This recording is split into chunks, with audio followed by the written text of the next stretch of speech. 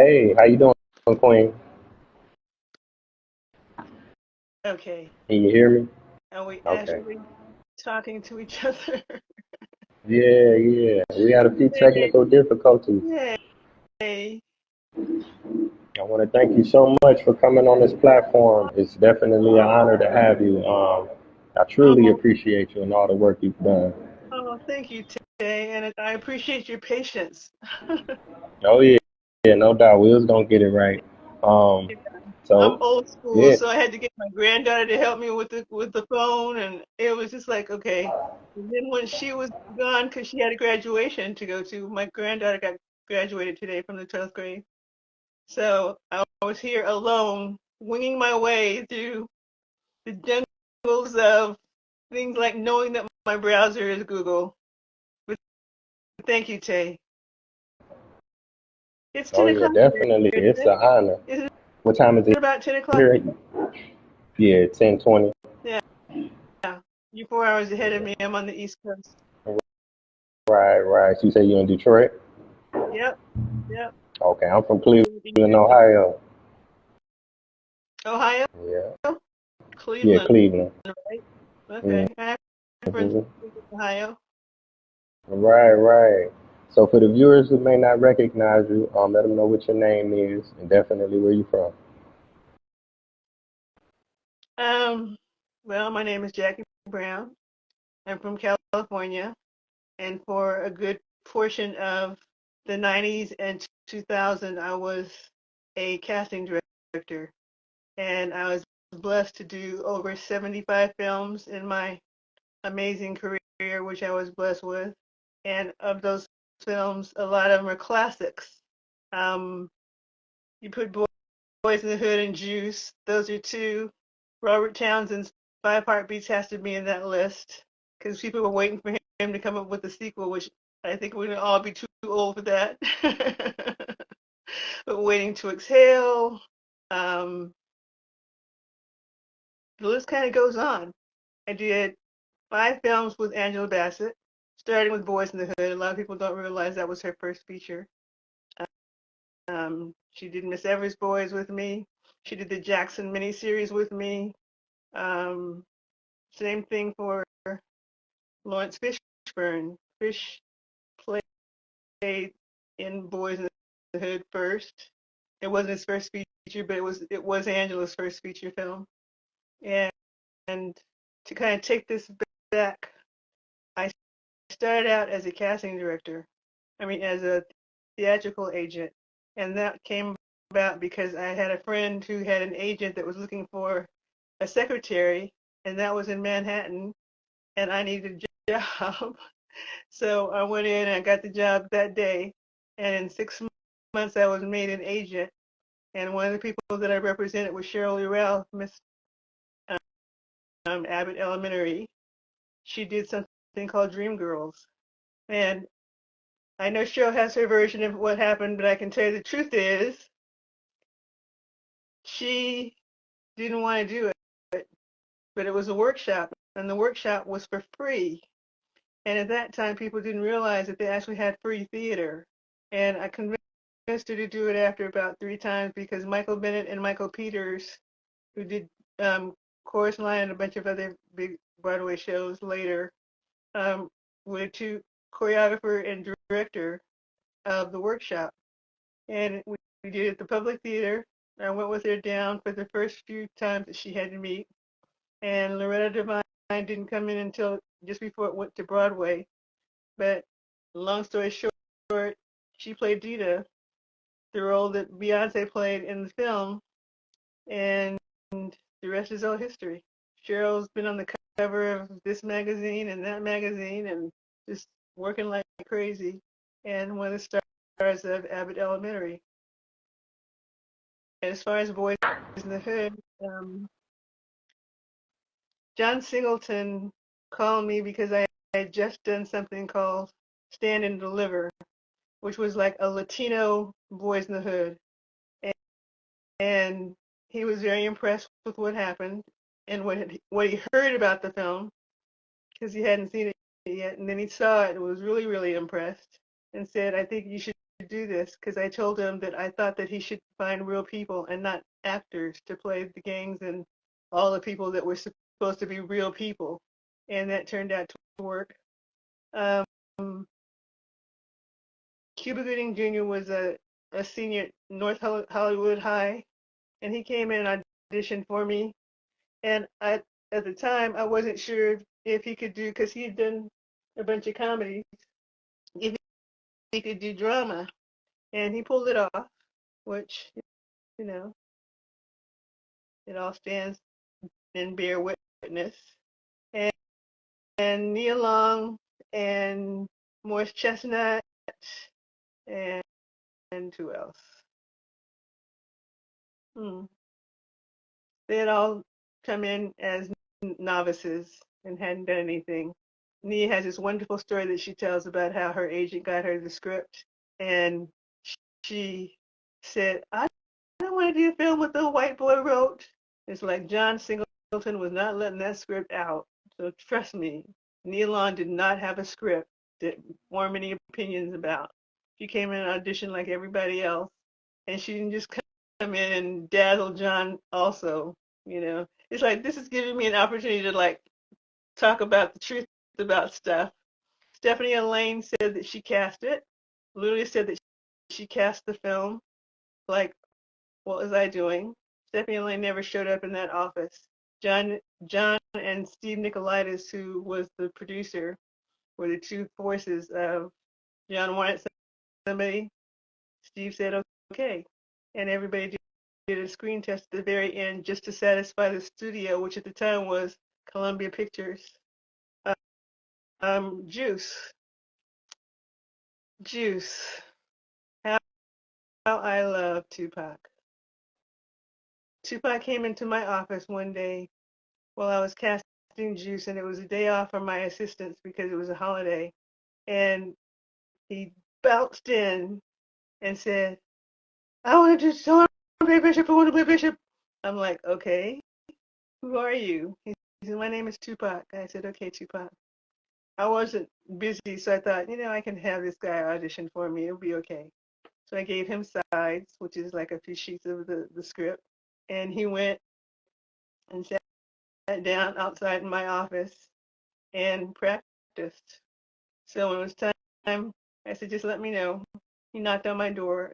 I opened my door, came in, I read with him, and he blew me away. Now, the thing about Tupac is the producers wanted big, masculine, muscle-bound guys like Naughty by Nature. And Tretch was muscle-bound and all that. And I kept telling him, I said, there's just something about the idea of having the heavy play so that he looks like a heavy and that he's muscle bound and all that. And I said, and I'm thinking to myself, Tupac is this little slight guy, probably all of 5'6" maybe, didn't weigh much. And so when the producers saw him, they laughed. I said, save your laughter, let him audition. So when he read, it turned out, sure enough, they were dazzled. They were absolutely dazzled. And they asked me if they could tell him that he had the part. And that was literally the first time that he came in and auditioned for them. So all the rumors of who said what and who bought what and who did what and whose best friend he was, and, no. He wasn't anybody's best friend. He came in and auditioned.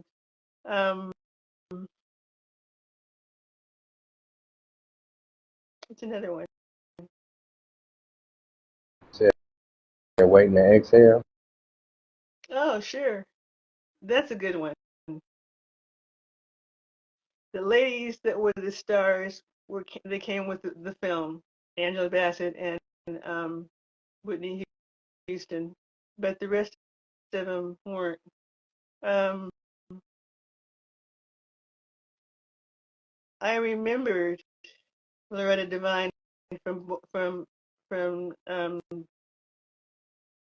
doing Dreamgirls, and all throughout her career, she'd always been somebody that I would call up and play somebody's mother or sister or whatever.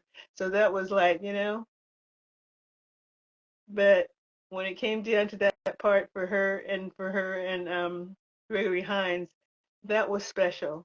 That was really, really special. And Forrest Whitaker, who was the director, was really determined to find somebody that was going to make a difference. And I said, I think Loretta can do it. And that voice that she has is just so special, you know?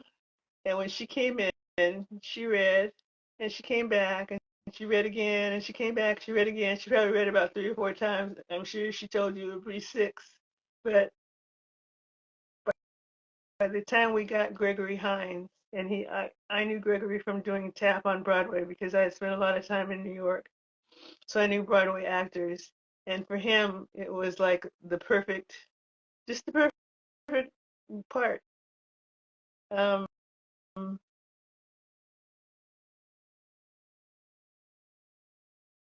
hmm, the guys, all the Wow. Wow. You guys. sharing so much. Yeah.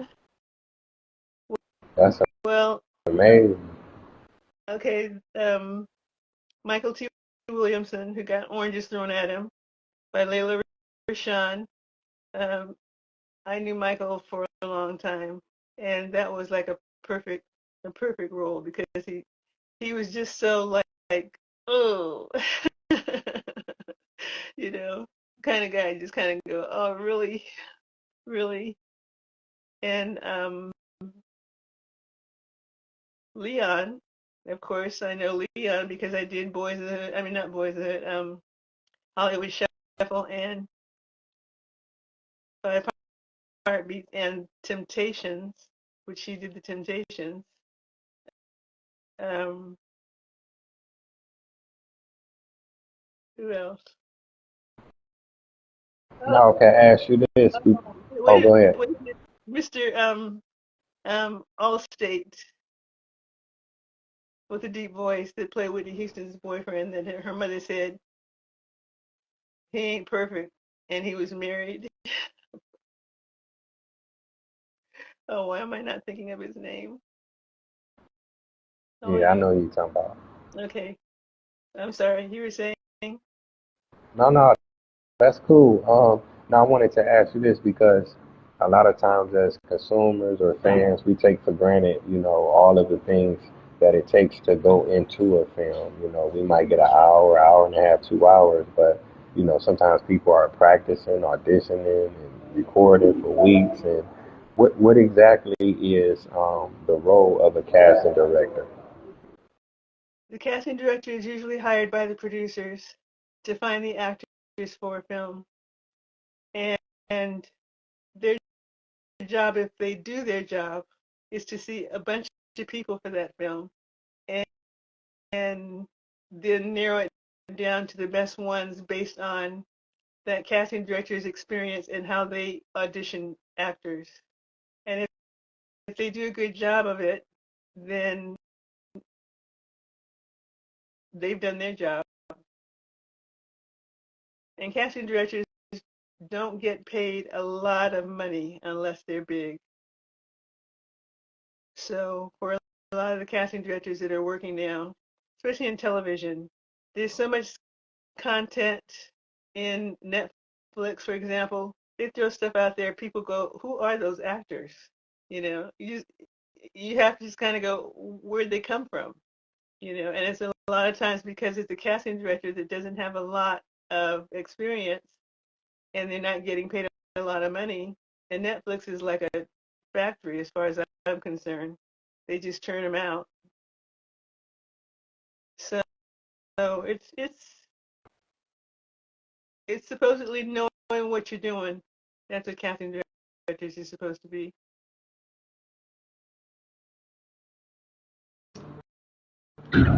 Okay, okay, that makes a lot of sense. I mean, like you say, a movie like Boys in the Hood or Juice, that one character, imagine Juice without Tupac, that could be probably a totally different movie. But the average person that's watching it, they don't realize, like, you had to make that decision so you could make or break a movie, and especially a movie with multiple characters in it. You know what I'm saying? So you have a very, very important job. So I really, really appreciate you. Well, I can also say that I can say honestly that there are two casting directors that are casting directors because of me. One is Kim Harden, and the other is Leah Daniels. were both my assistants, and then Kim became my associate. So, and they're both working now. That makes me proud. Wow, definitely, definitely. Now I can ask you this. Trying to think of what my question was. Now, as a casting director, how involved are you with the project once you select the characters for the roles? Are you on the set, or do you kind of wait till the movie is finished and see how they done? It depends. I mean, I can always go to the set if I'm done, but very often I found that I was asked to stay on set. Like I was on set for Waiting to Exhale. So I went to Scottsdale, Arizona, and I was there with the cast. And because Forrest said, if we need to find any of these smaller roles, they were ready to start shooting, and I wasn't done. So, and that was an experience. I went to the set on. Are you familiar with um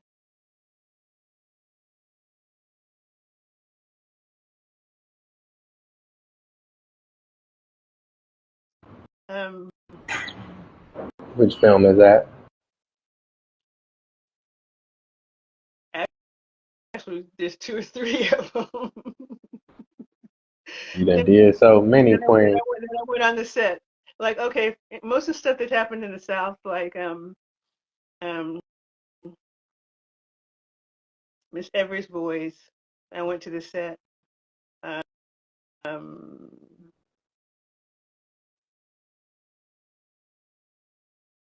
where the movies happened in the Now, South, what and I was went on the set. that like, Miss Evers' Boy? That was a powerful film, Oh and it was a true story and everything. yeah, It was very sad. yeah.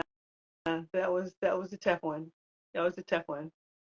I think for people who don't know, it's the Tuskegee experiments where they gave black men syphilis and told them that they were giving them the cure after a short amount of time, and they didn't because they really wanted to see what syphilis would do to, it wasn't just black men, because they didn't give it to any white men, but to black people. And Alfre Woodard was the lead,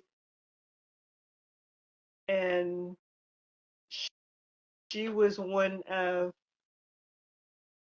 I'm not exaggerating if I say probably close to a dozen stars that did it. They all said no.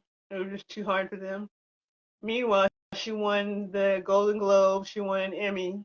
You know, so it was definitely a role that I think one of the things that I know to be true about working with actors is they really are concerned about what people think. And if a role is controversial, like that one was, where she played the nurse that was responsible for giving them the drug, there would be this feeling that, oh no, I can't do that. I can't do that. No, not the Tuskegee experiment. No, I can't. I can't. But the reality is somebody's got to do it, you know. And because of that film, I think it was Clinton that was president at the time. Was it Clinton? Maybe it was Clinton. Yeah, decided that it was a horrible, horrible thing, and he brought the government to task for it. And they paid a certain amount of money to the survivors. So, Wow, I appreciate you sharing that. A lot of people still don't realize, and they may not even know about the Tuskegee experiments and how horrible it was and the impact that it had on so many families, not only the men that were involved. Because I'm a genealogist and I'm working on my family tree constantly. So my father's side of the family, they're from that county. They're from Tuskegee. So oh really? who knows? Maybe I had some. Yeah, definitely. Maybe I Yeah. had some family in there. But that was a great movie. Really is. Yeah. Now, let me see. I wanted to ask you because you worked with so many directors. What was it like working with the late great John Singleton? And I know you did Boys in the Hood. Was that the only film that y'all worked together on, or y'all did another Yes. one? Yes. Yeah. John was supposed to call me for Poetic Justice, but he didn't because Spike Lee told him that the best casting director was Robbie Reed, and Robbie cast it. I mean, and that flat out somebody told me to my face, and I said, "Oh wow!" And then years later, Spike and I worked on something together, and he said, "Oh, so you're not so bad after all." Oh yeah, oh yeah, told it like it is. Now, what Like, about thank you, Spike. Spike? What was it like working with him? To be absolutely honest, I'm looking for teenagers, and he's giving me 30-year-old rappers. Yep. So I think that says it all. Some, Well, I appreciate your some people, honesty. some people are into their friends, and they don't care about whether they're right or wrong. And I just said, I'm looking for teenagers, and these boys, these men are not teenagers, Spike. He took I can over see that. a project that his wife was doing, yeah, that I was casting, and his wife was fine, but then when it came down to me getting a phone call one day, see so and so, so and so, and so and so, I was like, oh Lord, I can play the Understand. game. Okay, now I wanted to ask you about one more director. Now you worked on Jacki Brown. Quenton Tarantino, Yeah. If you could talk very about that, nice, that's a good one. very nice. The thing that's funny about Quentin is he can carry a grudge. So he's somebody that, if somebody ever did anything to him, he remembers it. So he had his share of grudges that I couldn't bring in. But for the most part, really nice. He believes that actors should audition. Um, he had Chris Tucker get into a box to pretend that he was getting in the trunk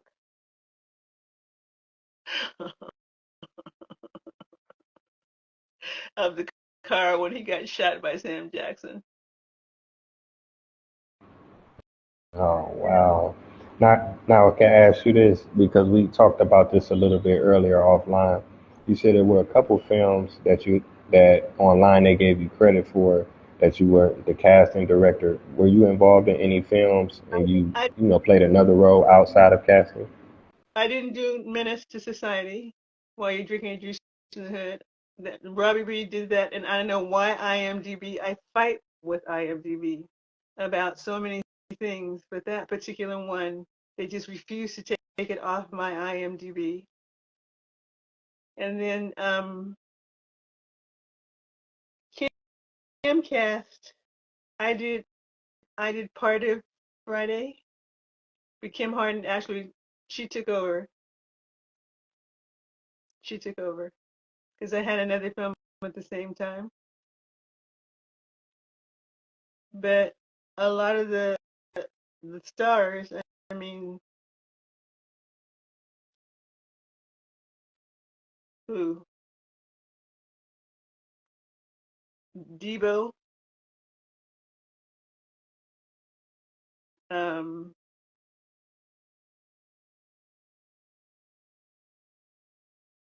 yeah, there's an actor in it that's from San Diego that I specifically put him in it, and he got his SAG card, and I can't think of his name right now. Oh, The ice cream truck. Faizon Love, Faizon Big Love. Wine.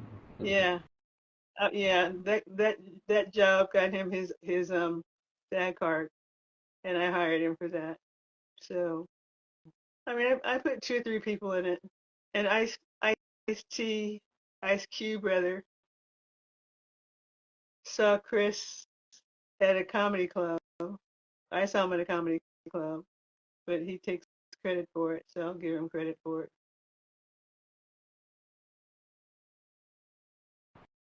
Oh, you asked me Wow, about that's amazing. one of the films you asked me about was South Act. Hmm. Yeah, the Prince and the Pauper kind of switch, where one played a criminal and the other one played a high school honor student. Yeah, I did two. Now, what about um? Now, have you thought about doing like a book or a documentary? A book. A book. Which is a work. Yeah, it's a lot of work, but I mean, it would be phenomenal. It would be interesting because, like you said, you gave a lot of people their break. You know, you gave them that one chance, and they done took off since then. Yep. And you know, they play roles in some of our favorite movies. You know, these are iconic people. You know.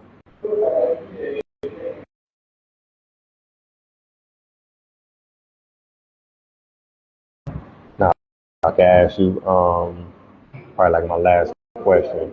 Did you have a favorite film out of all the films you did? You say you did like 70 films. Is it one film where you like, this is my favorite, this is my best work, I love this one? Huh. And that's an interesting question. Wow, Tay. Probably the Five Heartbeats. Because it has so many memories, and a lot of the cast was in Hollywood Shuffle, and they're friends, you know. And because it's a classic, and Robert is so cool, and he's a cool director. That is a very cool director. Right, big shout out to Robert Townsend. I was wanted to ask you what was it like working with him because he paved the way, man. Like you say, Robert, Hollywood Shuffle, and he's the kindest, most thoughtful, most giving. I mean, he is somebody who like loves actors so much that if he thinks that you might kind of have it, he'll try, you know, and he lets you down easy.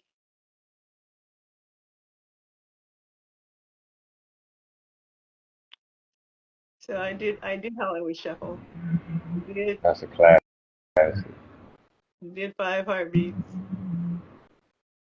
I did 10,000 Men Named George for him about the Pullman Porters.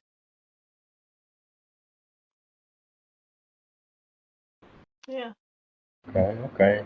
Now I can ask you, now are you retired or are you still working on projects? You got any No, upcoming still projects working or? on projects. No, I'm not still working on projects. I guess you could say I'm the R word. But I mean, Juice, Boys in the Hood, Waiting to Exhale, Summer Friday. I mean, people dream of even being able to accomplish, um, you know, one of those things, and you've done it 70 times over, you know, and that's really, really inspiring. So I want to thank you again for coming on my platform. This is truly an honor. I appreciate your patience because I know we was trying to get it right and we finally did it, you know, so. Yeah, well, you helped 1,000%. Thank you, Jay. Yeah, it's an honor. It's an honor. And thank you to the viewers for tuning in. So until next time, Taye Speaks. Peace. Okay, All right, take care. bye. Bye bye.